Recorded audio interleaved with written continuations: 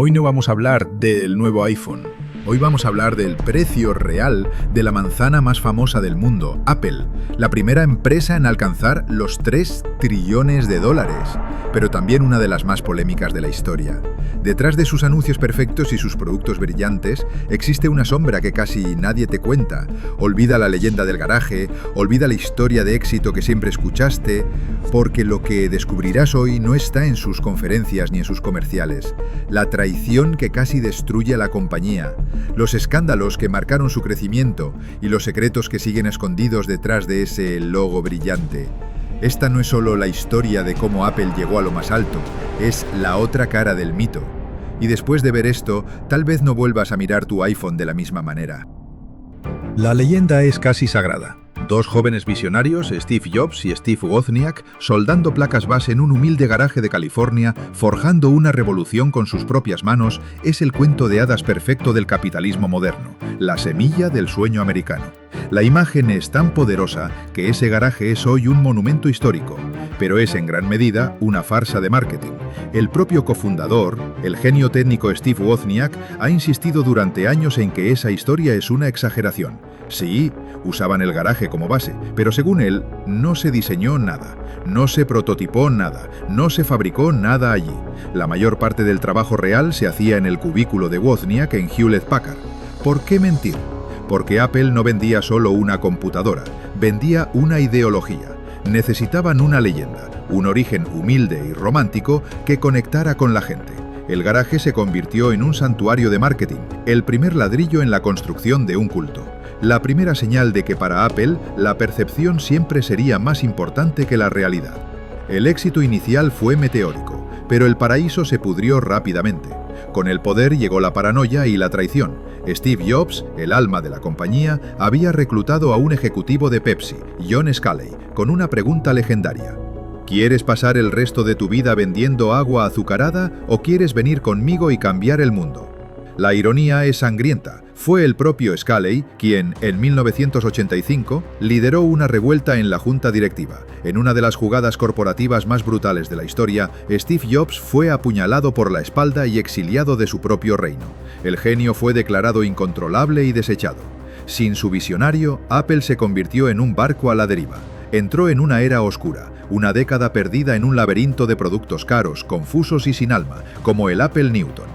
Mientras Microsoft y su Windows conquistaban el 90% del mercado, Apple se convertía en una reliquia beige, un chiste en la industria.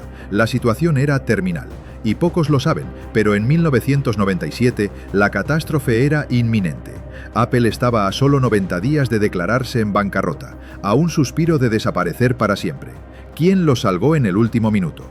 En un giro de guión imposible, su archienemigo mortal, Microsoft. Bill Gates invirtió $150 millones en su rival moribundo, no por caridad, sino para mantener viva una apariencia de competencia y evitar sus propios problemas de monopolio. El imperio de Apple no solo se construyó sobre un mito, sino que fue rescatado de la tumba por el dinero de su mayor adversario. El regreso de Jobs en 1997 fue mesiánico. Con una visión láser y una tiranía creativa, resucitó la compañía. El iMac, el iPod y sobre todo el iPhone no solo la salvaron, sino que iniciaron su conquista total del mundo. Pero para construir este nuevo imperio se adoptó una filosofía mucho más oscura y despiadada. Primero, perfeccionaron el arte de la obsolescencia programada. ¿Tu iPhone de 2 años se vuelve insoportablemente lento justo cuando sale un modelo nuevo? No es tu imaginación, es una estrategia. En el escándalo global Batterygate, Apple admitió que ralentizaba deliberadamente los iPhones más antiguos. Su excusa, proteger la batería. La realidad cínica, te estaban frustrando para empujarte a gastar otros $1.000. A esto se suma su guerra contra el derecho a reparar, baterías pegadas, tornillos propietarios, piezas bloqueadas por software. Hacen todo lo posible para que reparar tu dispositivo sea tan caro y difícil que prefieras comprar uno nuevo. Es un ciclo de consumo forzado, disfrazado de innovación. Segundo, se convirtieron en maestros de la evasión fiscal a escala planetaria. Mientras un ciudadano promedio paga sus impuestos religiosamente, Apple construyó un laberinto fiscal para hacer desaparecer sus beneficios. Usando complejas estrategias con nombres de cóctel como el Double Irish with a Dutch Sandwich, desviaban las ganancias obtenidas en países como España o Alemania hacia filiales en Irlanda, luego a Holanda y finalmente a otra empresa fantasma irlandesa con sede en paraísos fiscales como la isla de Jersey. ¿El resultado? Cientos de miles de millones de dólares en beneficios con una tasa impositiva ridículamente baja, a veces inferior al 1%. La Unión Europea les impuso una multa récord de 13.000 millones de euros por impuestos no pagados, una cifra que Apple combatió con un ejército de abogados. Y tercero, y lo más imperdonable, el costo humano.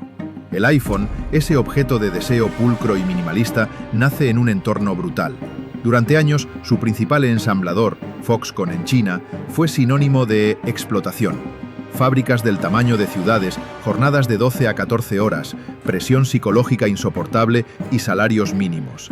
La desesperación llegó a tal punto que se produjo una oleada de suicidios de trabajadores. La respuesta de la empresa no fue mejorar radicalmente las condiciones, fue instalar redes antisuicidio en los edificios, una solución de imagen para un problema humano devastador, y la cadena de suministro no mejora si miramos más atrás. Los minerales como el cobalto, esenciales para las baterías, a menudo provienen de minas en países como el Congo, donde se han denunciado repetidamente casos de trabajo infantil y condiciones inhumanas. La brillantez de tu pantalla esconde una sombra muy oscura. Una vez que Apple te seduce, se asegura de que no puedas escapar. Su ecosistema es una obra maestra de ingeniería y una jaula de oro. Todos sus productos, el iPhone, el Mac, el Watch, los AirPods, están diseñados para funcionar juntos a la perfección y para funcionar terriblemente mal con cualquier cosa que no sea de Apple. Su mayor fortaleza y su herramienta de control más poderosa es la App Store. Es la única puerta de entrada a tu iPhone y Apple es el guardián. Cobran una comisión de hasta el 30% a los desarrolladores, un impuesto a Apple que ha sido denunciado como monopolístico por gigantes como Spotify o Epic Games. Lo llaman el jardín amurallado, un lugar hermoso y seguro, sí, pero donde el jardinero se queda con 1/3 de tu cosecha y decide quién entra y quién sale. Pero su arma definitiva no es el hardware ni el software, es la manipulación de la psique humana. Apple no te vende un teléfono, te vende una identidad.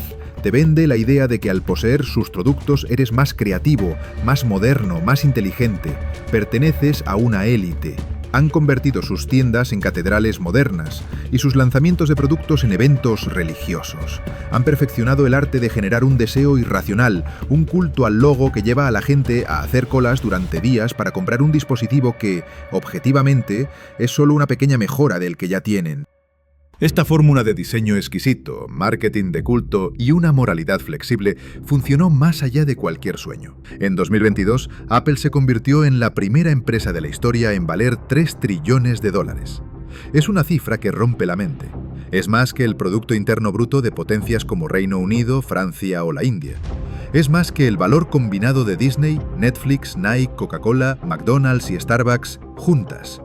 De un garaje, que era un set de fotos, a dominar la economía mundial. De estar a 90 días de la muerte a convertirse en la corporación más rica que la humanidad ha conocido. Es un logro monumental, pero es un imperio construido sobre las cenizas de una traición, financiado con impuestos eludidos, ensamblado con un costo humano inaceptable y sostenido por un control férreo sobre sus clientes. Un éxito innegable, con un asterisco imborrable.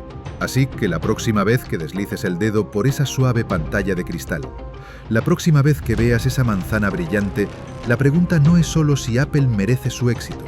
La pregunta real, la que nos toca a todos, es mucho más personal. Como consumidores que anhelamos sus productos, ¿somos cómplices silenciosos de su lado oscuro al seguir alimentando al imperio? El debate más incómodo, pero también el más necesario, empieza ahora, en los comentarios.